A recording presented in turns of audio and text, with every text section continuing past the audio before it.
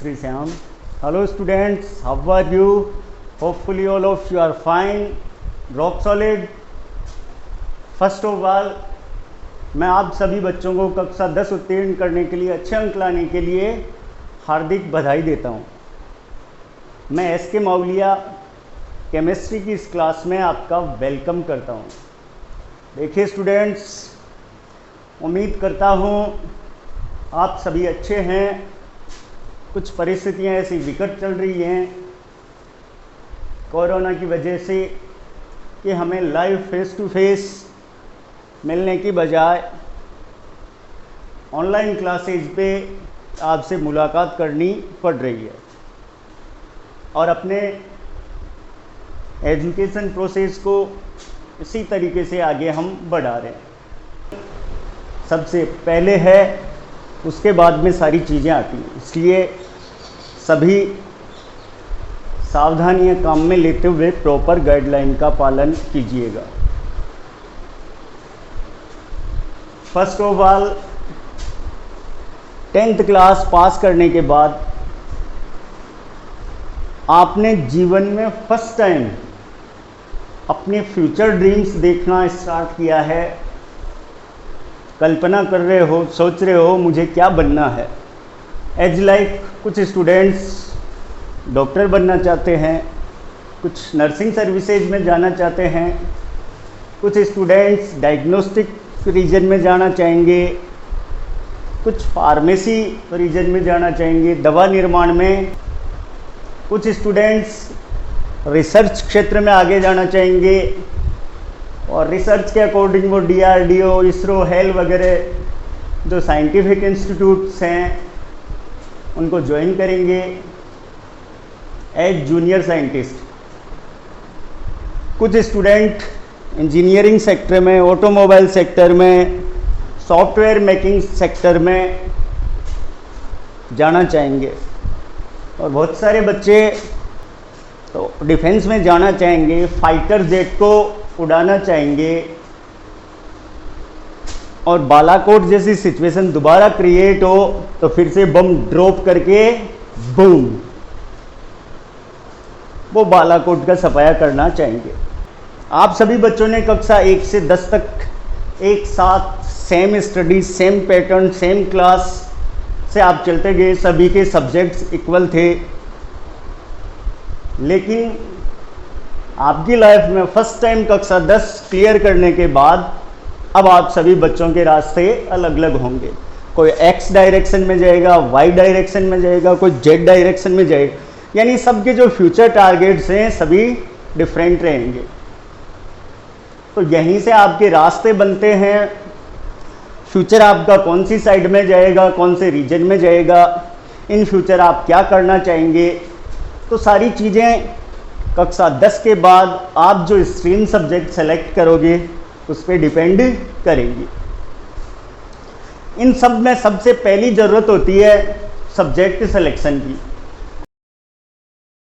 आपको पता होना चाहिए कि मैं जो सब्जेक्ट ले रहा हूँ उसका फ्यूचर फील्ड क्या है, उसके टारगेट्स क्या हैं, उस सब्जेक्ट के थ्रू मैं आगे जाके कौन से रीजन में सेटअप कर सकता हूँ, कौन से रीजन में सर्विस कर सकता हूँ।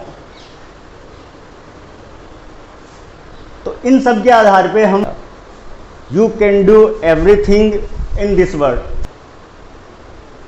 जो कहा करते हैं कि ये टैलेंटेड है, ये वीक है, टैलेंटेड वीक जैसी कोई बात नहीं है। एक्चुअल में हम अपनी लाइफ में अपने माइंड को अलग अलग वे में, अलग अलग पैटर्न में यूज करते हैं। उस माइंड को कुछ स्टूडेंट्स ऐसे हैं जो VIP स्टेज में रखते हैं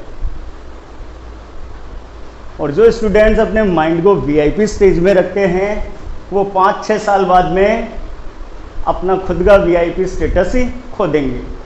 और जो स्टूडेंट अपने माइंड को प्रॉपर वे में यूज लेके स्टडी के काम ले रहे हैं, VIP स्टेटस देने से बच रहे हैं, वो सभी स्टूडेंट्स खुद को VIP स्टेटस में फाइंड करेंगे।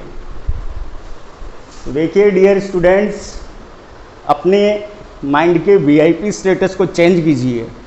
और उसको थोड़ा काम लीजिए, उसको थोड़ी समस्याएं दीजिए, प्रॉब्लम्स दीजिए, उसकी प्रैक्टिस करवाइए।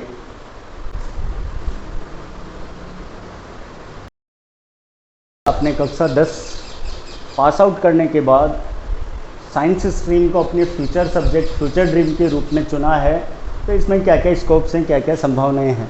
देखिएगा, साइंस में 2 मेन स्ट्रीम सब्जेक्ट हैं, उन मेन स्ट्रीम सब्जेक्ट के नाम से इनको जाना जाएगा, जिसमें से फर्स्ट स्ट्रीम है साइंस बायोलॉजी, जिसमें आपको फिजिक्स, केमिस्ट्री और बायो सब्जेक्ट स्ट्रीम के रूप में पढ़ने हैं। हिंदी, इंग्लिश, जनरल वो सभी में रहेगी, सभी सब्जेक्ट्स में। नेक्स्ट है साइंस मैथ्स स्ट्रीम, जिसमें फिजिक्स, केमिस्ट्री, मैथ्स है, यानी एक बायो सब्जेक्ट की जगह सब्जेक्ट चेंज हो गया, मैथमेटिक्स आ गया। तो इस टाइप से ये साइंस के 2 रीजन हैं, 2 स्ट्रीम्स हैं। इसमें हम फर्स्ट ऑफ ऑल बात करेंगे कि यदि स्टूडेंट साइंस बायोलॉजी लेता है, 11th और 12th क्लास साइंस बायोलॉजी के साथ वो अच्छे नंबर्स के साथ क्लियर करता है, तो 12th पास आउट करने के बाद उसके सामने क्या क्या ऑप्शन रहेंगे, वहीं से आपको अलग अलग रास्ते मिलना स्टार्ट हो जाएंगे। बात यदि की जाए साइंस बायो की स्ट्रीम की, तो सभी बच्चों का, मैक्सिमम बच्चों का सपना होता है डॉक्टर बनना। देखिए स्टूडेंट्स, यदि आपसे सवाल किया जाए कि डॉक्टर्स कितने टाइप के होते हैं, तो मोस्टली बच्चे अब तक के अपने नॉलेज के आधार पर जवाब देंगे हार्ट का डॉक्टर, कैंसर डॉक्टर, माथे का डॉक्टर, माथा मीन्स न्यूरोसर्जन, न्यूरोसर्जरी भी, स्किन का डॉक्टर, हड्डियों का डॉक्टर, पेट का डॉक्टर, गायनेकोलॉजिस्ट, ENT स्पेशलिस्ट,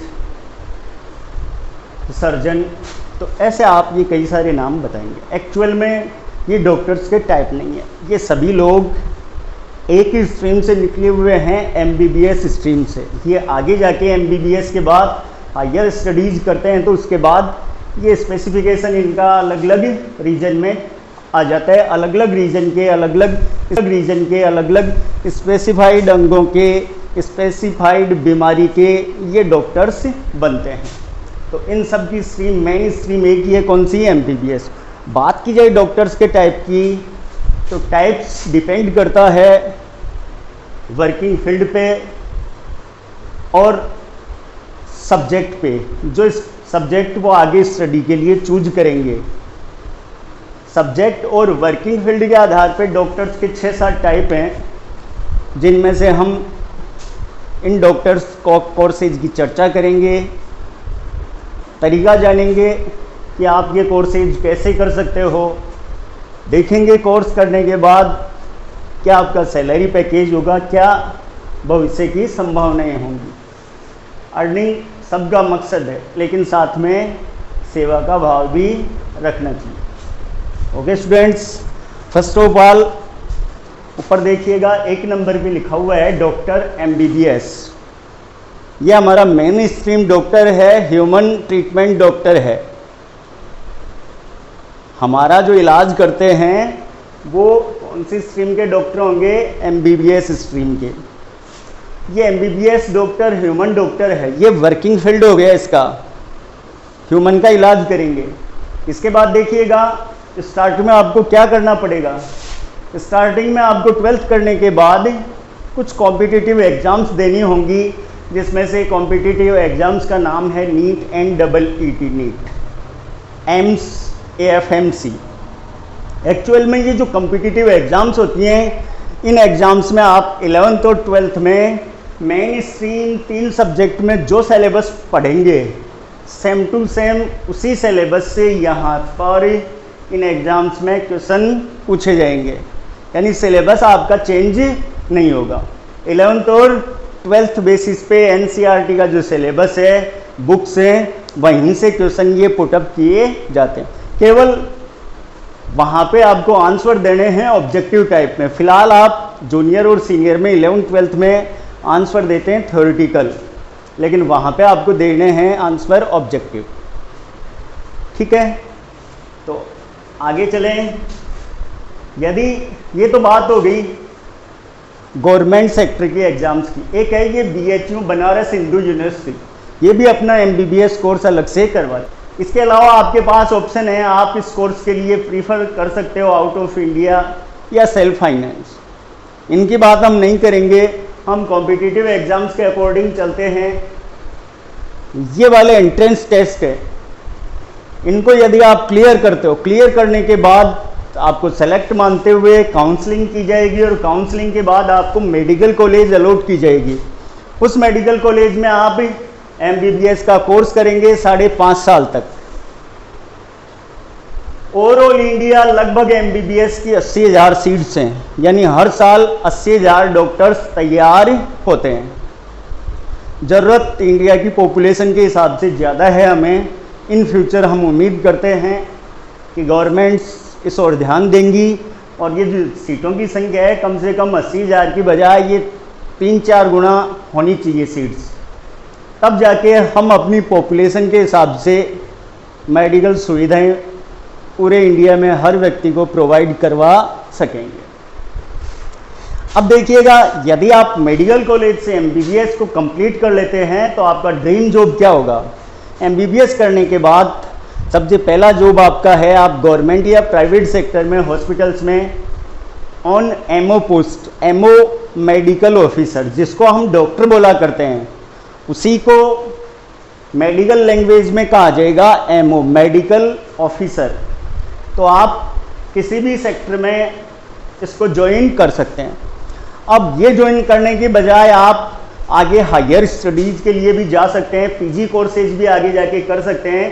3 साल के मोस्टली, कुछ 2 साल के PG कोर्सेज हैं, और जब ये PG कोर्सेज करेंगे तो फिर आप स्पेशलिस्ट डॉक्टर बन जाएंगे। जो अभी हम थोड़ी देर पहले बात कर रहे थे, हार्ट का डॉक्टर, कैंसर स्पेशलिस्ट, स्किन का डॉक्टर, ENT डॉक्टर, ये सभी स्पेशलिस्ट PG कोर्स के बाद तैयार होते हैं। यहाँ से या फिर यहाँ से आप कंप्लीट एक डॉक्टर के रूप में प्रिपेयर हो जाएंगे।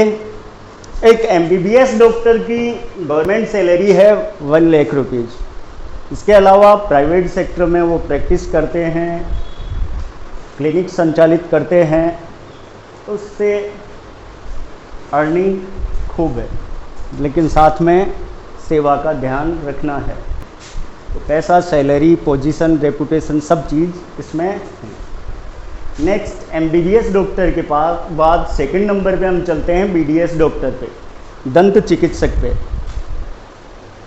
अब आजकल दांतों से रिलेटेड प्रॉब्लम्स ज़्यादा हैं, तो गवर्नमेंट ने डिसाइड किया कि ये दांतों के लिए अलग से ट्रीटमेंट डिपार्टमेंट बना दिया जाए।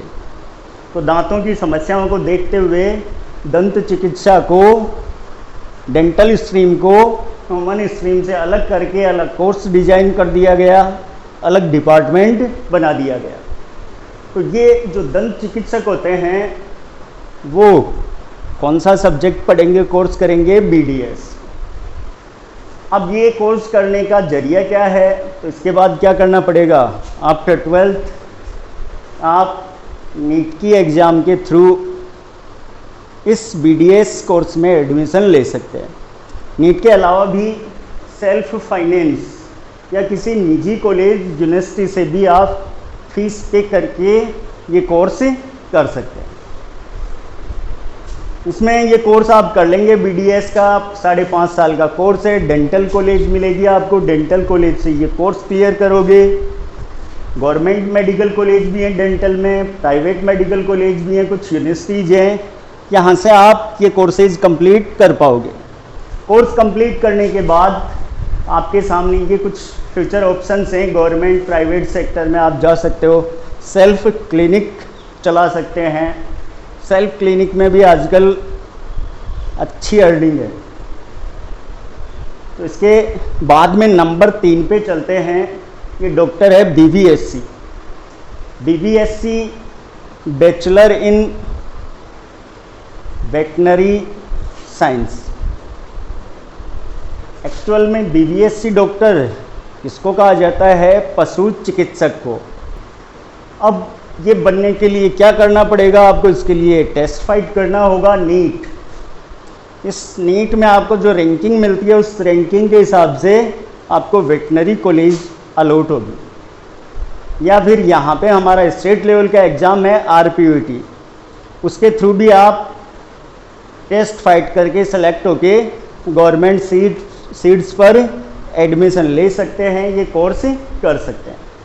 इसके अलावा सेल्फ फाइनेंस स्ट्रीम किसी प्राइवेट कॉलेज यूनिवर्सिटी से भी डायरेक्ट आप 12th बेस्ड अंकों के आधार पे एडमिशन लेके ये कोर्स कर सकते हैं। यहाँ पे थोड़ी फीस स्ट्रक्चर ज़्यादा हो जाएगी, लगभग 3 से 4 लाख रुपए इसका सालाना फीस स्ट्रक्चर है प्राइवेट सेक्टर में। गवर्नमेंट में तो वही है, हमारी स्कूलिंग से भी कम फीस लगती है। ये BBSc कोर्स आप करेंगे, 5.5 साल का कोर्स है, ये 5 साल का कोर्स है। ये कोर्स करने के बाद एज ए वेटनरी डॉक्टर आप प्रैक्टिस कर पाएंगे, वेटनरी से रिलेटेड रिसर्च विंग में जा पाएंगे। एनिमल फार्मिंग सेक्टर है, यानी ये जो एनिमल्स हैं इनकी ब्रीडिंग वगैरह से क्रॉस करवा के बेस्ट स्पीसीज को डेवलप किया जाता है, इनकी नस्लों में सुधार किया जाता है। इससे रिलेटेड रिसर्च विंग में आप जा सकते हैं। ठीक है, टीचिंग सेक्टर में भी आप जा सकेंगे। चार नंबर पे है ये BPT डॉक्टर। ये नाम शायद आपने पहली बार सुना होगा। BPT डॉक्टर होता है फिजियोथेरेपिस्ट। फिजियोथेरेपिस्ट क्या है? एक्चुअल में ये एक ऐसा मेथड है, उपचार की ऐसी स्ट्रीम विधा है जिसमें मिनिमम मेडिसिन को यूज करके किसी मरीज का इलाज किया जाता है। कोर्स का नाम है BPT। कैसे कर पाएंगे? ये जो BPT कोर्स है ये प्राइवेट स्ट्रीम में संचालित हो रहा है फिलहाल, यानी आप सेल्फ फाइनेंस पे किसी निजी प्राइवेट कॉलेज यूनिवर्सिटी में डायरेक्ट एडमिशन लेके 12th बेस्ड अंकों पे एडमिशन होगा। आप ये कोर्स आगे बढ़ा सकते हैं। फीसेज 50,000 से 1 लाख, मैक्सिमम 1.5 लाख तक पर एनम फीस है, जो रेंज के अंदर है। ये जो BPT डॉक्टर है 4 से 4.5 साल का कोर्स करेंगे। लगभग ओवरऑल इंडिया 300 से 350 फिजियोथेरेपी कॉलेजेज हैं। अब हम जानना चाहेंगे कि एक्चुअल में ये भला है क्या फिजियोथेरेपी। देखिए, कई बार हमें body related, anatomy related injury हो जाती है, मसल्स वगैरह खिंच जाती है, कोई एक्सीडेंट होता है, मसल्स फट जाती हैं, हमारी जो नर्व्स हैं वो डिसलोकेट हो जाती हैं, स्लिप डिस्क की प्रॉब्लम है, बहुत सारी बीमारियां हैं। कई बार एक्सीडेंटल केसेज में फिजिकली डिसऑर्डरनेस आ जाती है। इन सब प्रॉब्लम्स का उपचार है फिजियोथेरेपी। फिजियोथेरेपी स्ट्रीम में मशीनरी डेवलप की जाती है और उस मशीनरी के द्वारा ह्यूमन बॉडी की, पेशेंट बॉडी की एक्सरसाइज करवाई जाएगी। वो एक्सरसाइज एक रेगुलर प्रोसेस से होगी।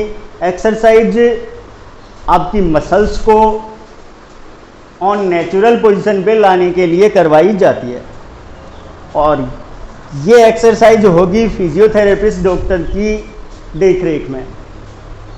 ठीक है, अब यदि आप ये कोर्स करते हैं, BPT का फिजियोथेरेपिस्ट बनते हैं, डॉक्टर बनते हैं, फिजियोथेरेपी डॉक्टर, तो इन फ्यूचर ये कोर्स करने के बाद आपके सामने क्या क्या ऑप्शंस रहेंगे, क्या क्या फ्यूचर स्कोप रहेंगे। देखिएगा, यहाँ पे first of all orthopaedic department है। इससे रिलेटेड डिपार्टमेंट में आप एज ए डॉक्टर वर्क कर सकते हैं। इसके अलावा आप खुद की क्लिनिक भी चला सकते हैं, खुद का वेलनेस सेंटर भी खोल सकते हैं, जहाँ पे आप डिसऑर्डर से रिलेटेड जितने भी पेशेंट्स हैं उनको रेगुलर थेरेपी या ट्रीटमेंट दे सकते हैं। इसके अलावा जो स्पोर्ट्स फिजियो होते हैं वो भी BPT स्ट्रीम से रिलेटेड होते हैं, थेरेपी मैनेजिंग का काम कर सकते हो। इसके अलावा जो फिजियोथेरेपी से रिलेटेड इक्विपमेंट्स डेवलपमेंट की फील्ड में, रीजन में, कंपनियों में भी आप सेटअप कर सकते हो।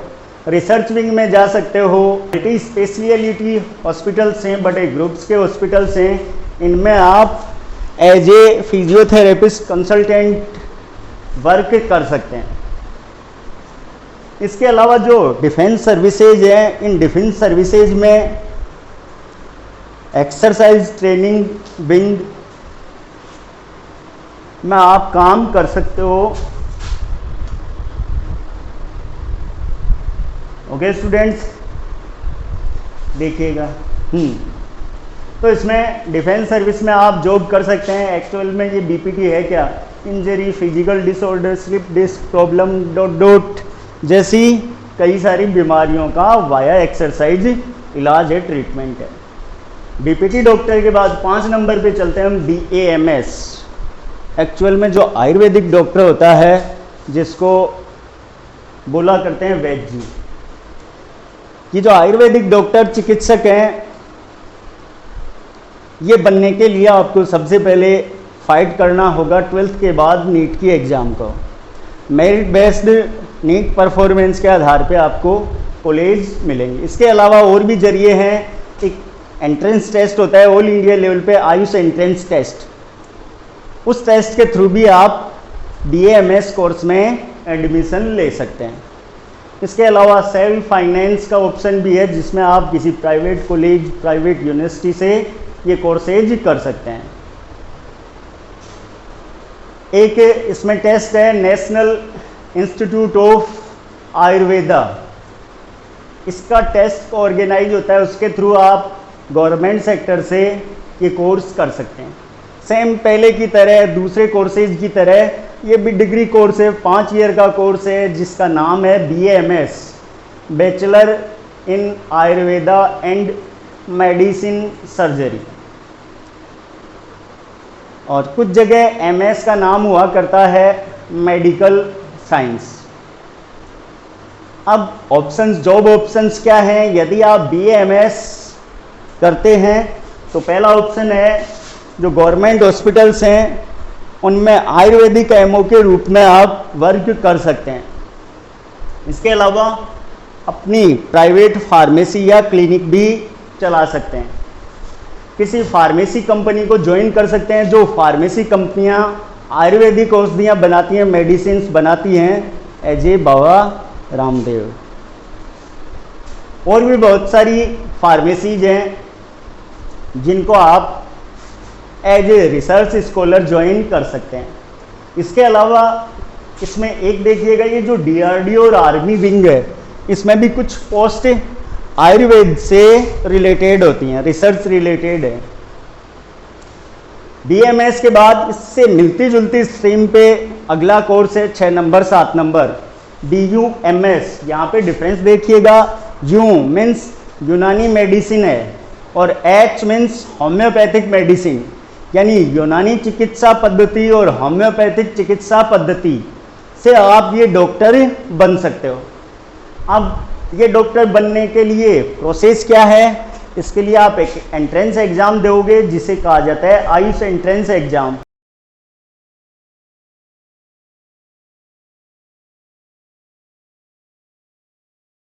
लगभग ओवरऑल इंडिया ये 218 कॉलेजेज हैं।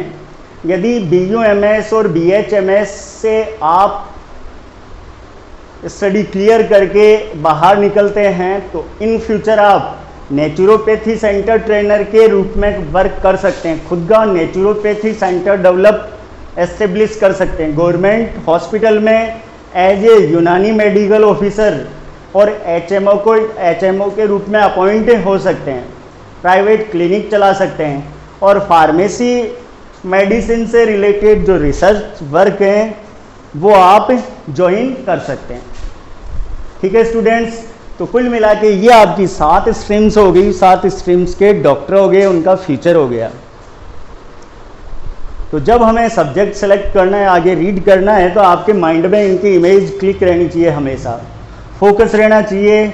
जब भी आप सोचो तो ये डॉक्टर्स दिखाई देने चाहिए और दिखाई देने चाहिए। तो आपका जो माइंड है वो एक फिक्स पॉइंट पे फोकस रहेगा, अपने टारगेट पे फोकस रहेगा।